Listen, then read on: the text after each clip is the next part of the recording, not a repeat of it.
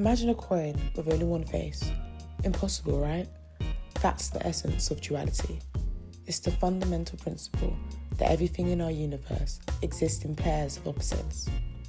We understand up only because we know down, light only because we know darkness.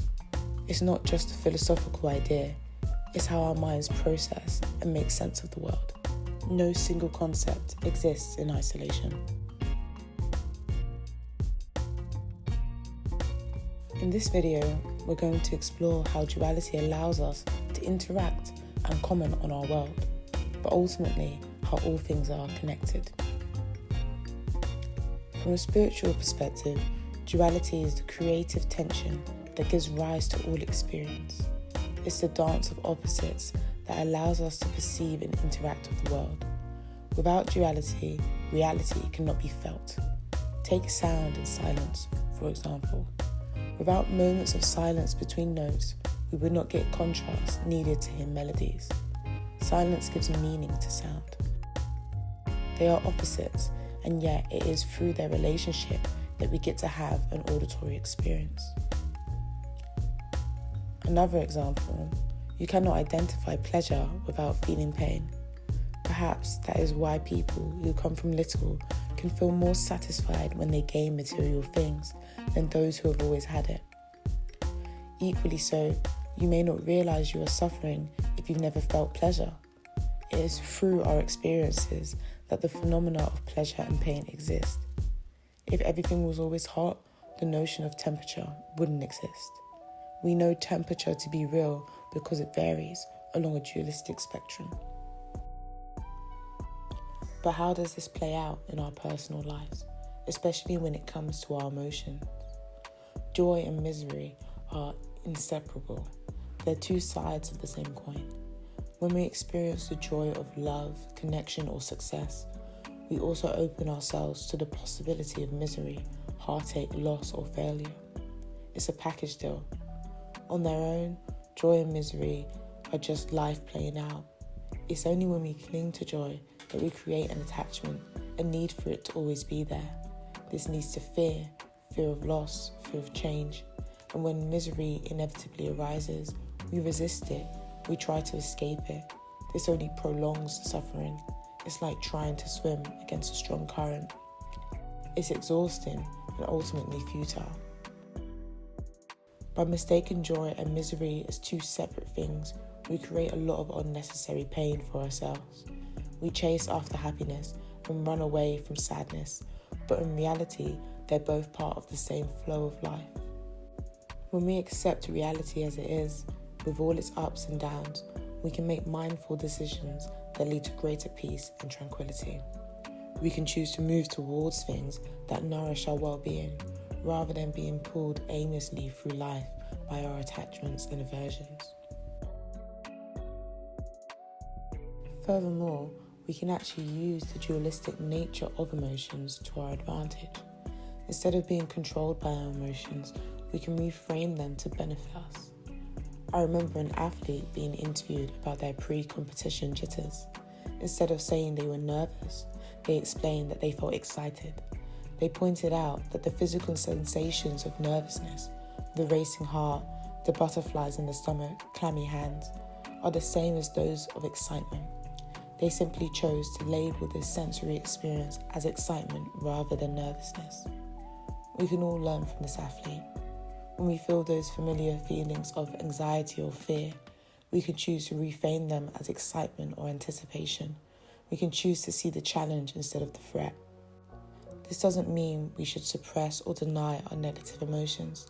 It's important to acknowledge and process them, but we don't have to let them control us.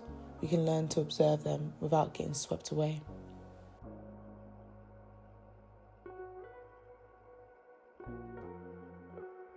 The dualistic nature of reality is always in flux, expanding and contracting in what appears to be a chaotic manner.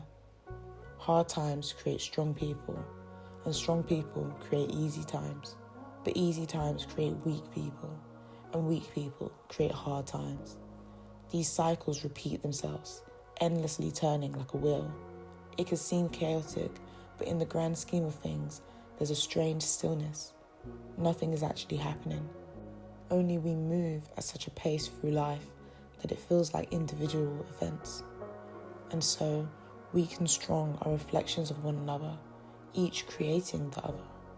Much like the lotus flower blooming out of the dirt, or new technologies developed through the pressure of war, we too grow from our hardship. Take the Renaissance, for example. The Dark Ages paved the way for a flourishing of art, science, and culture. Similarly, the Industrial Revolution brought about technological advancements that led to both economic growth and new social challenges. And the Civil Rights Movement, born from struggle and inequality, has driven significant social progress. But progress is not always linear. Advancements often come with a hefty price tag, and what seems like progress can sometimes lead to unforeseen consequences. It's a dance of opposites, a constant interplay between light and shadow, where every step forward may create a step back. These cycles of progress and decline, of strength and weakness, are a testament to the inherent duality of human existence. Just as we experience joy and misery in our personal life, so does society oscillate between periods of prosperity and hardship.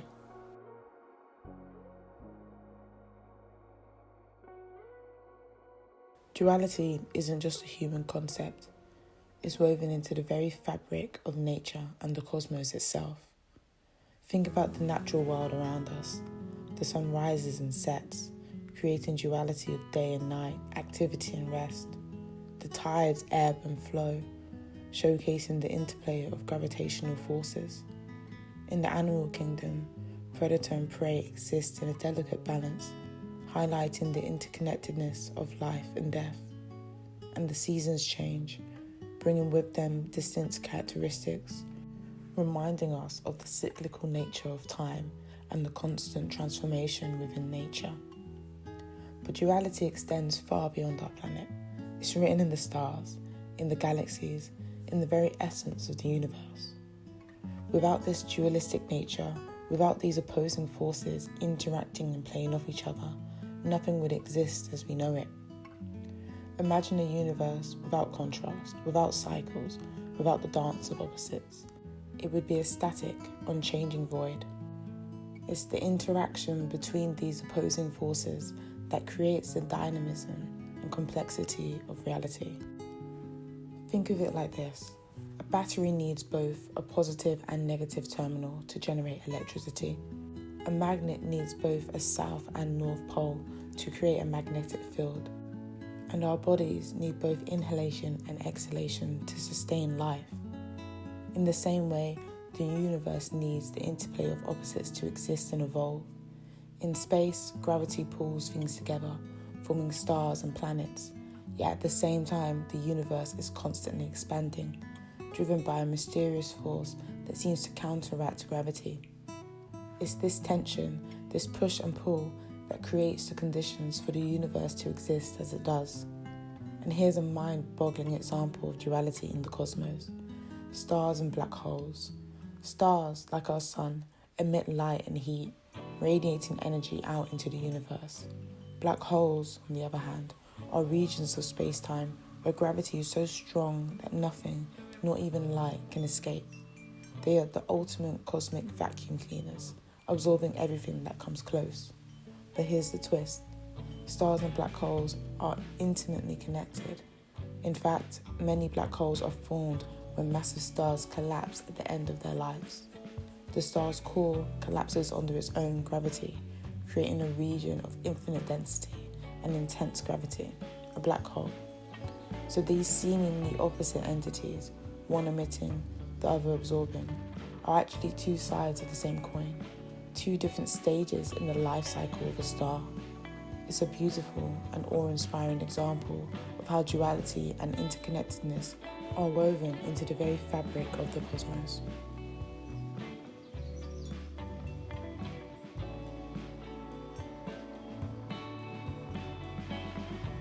Duality isn't just a characteristic of reality, it's fundamental to its very being. It's the driving force of the cosmos that both creates and destroys. By understanding and embracing duality, we can develop a deeper appreciation for the interconnectedness of all things and the underlying unity that binds us together. Now, let's dive into the fascinating world of virtual reality. But first, let's define what we mean by virtual. For our purposes, let's consider virtual experiences as those that are not physically grounded, that exist in the realm of imagination, simulation, or digital creation. I think humans have always engaged with virtual reality. Think about storytelling. When we immerse ourselves in a captivating book or get lost in a thrilling movie, aren't we essentially engaging in virtual reality? We're transported to different realms, experiencing emotions and challenges and connections that exist outside our physical reality. Storytelling is arguably one of the defining features of Homo sapiens. It's how we've passed down knowledge, shared experiences, and made sense of the world around us for millennia. It's impossible to know when the first story was told, but evidence suggests that humans have been telling stories for at least 40,000 years, possibly even longer. From cave paintings depicting epic hunts to ancient myths and legends passed down through generations, storytelling has always been an integral part of the human experience. And think about how we encourage storytelling today. We read stories to children, praise them for engaging in reading, and celebrate those who write and share stories. We recognize the power of stories to transport us, teach us, and connect us. So in a sense, we've always been dabbling in virtual reality. We create and consume narratives, both fictional and personal, that shape our perceptions and experiences. Very few people live in complete reality, perhaps just monastics who dedicate their lives to mindfulness and presence in the physical world. The rest of us live in a mix of virtual and real, constantly shifting between the two. And who's to say that virtual life is inherently less meaningful than real life? If someone finds connection, purpose, and fulfillment in a virtual world, if they're setting goals, overcoming challenges, and building relationship, who are we to judge? Whether it's starting a business in the physical world or conquering a dungeon in a virtual one, the drive, the effort, and the sense of accomplishment can be just as real. Perhaps it's time we expand our understanding of what constitutes a meaningful life, recognizing that fulfillment can be found in diverse ways, both physical and virtual. It is only our language that convinces us that these are two separate things, two opposites. But perhaps, like many other dualities we've explored, they are simply two sides of the same coin, intertwined and inseparable.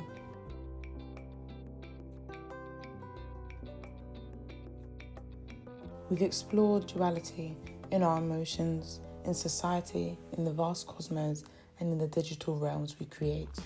But now, let's dive deeper into a profound mystery, the illusion of separation and the unity that lies beneath. Our senses and our language often paint a picture of a world fragmented into separate and distinct objects. We see individual trees, individual animals, individual people. We label and categorize, creating divisions and distinctions. But what if this perception of separation is merely an illusion, a trick of the mind? Quantum physics offers a fascinating parallel. Tiny particles, like electrons, can act as both waves and particles. They exist in a state of superposition, a kind of fuzzy in between, until they are observed. Only then do they collapse into a definite state. Much like these particles, the world often appears dualistic and scattered, but when we truly investigate, when we look beyond the surface, we begin to see the unity of all things. And this is where language, our tool for understanding and communication, can sometimes lead us astray. Language, with its labels and categories, can reinforce the illusion of separation. It can create artificial divisions, emphasize opposites, and limit our understanding of the interconnectedness of reality. But the truth is, everything is connected.